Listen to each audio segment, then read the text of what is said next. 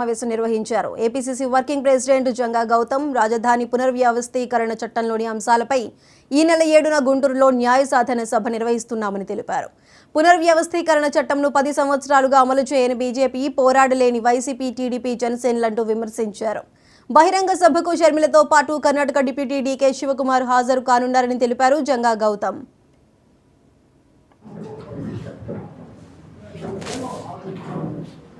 ఇప్పటికీ రాష్ట్రం ప్రతిరోజు 300 నుంచి 400 కోట్ల రూపాయలు అప్పు చేస్తే తప్ప ఈ ప్రభుత్వం నడపలేని పరిస్థితి దుస్థితి తీసుకొచ్చింది. ఒక్కసారి అప్పు పుట్టకపోతే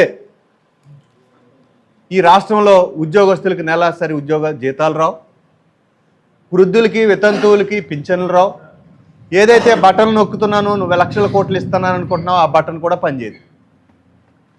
కనుక రాష్ట్రాన్ని అప్పుల కుప్పలోకి నెట్టేసినటువంటి దుస్థితి ఆంధ్రప్రదేశ్లో జగన్మోహన్ రెడ్డి, గతంలో ఉన్న చంద్రబాబు నాయుడుది.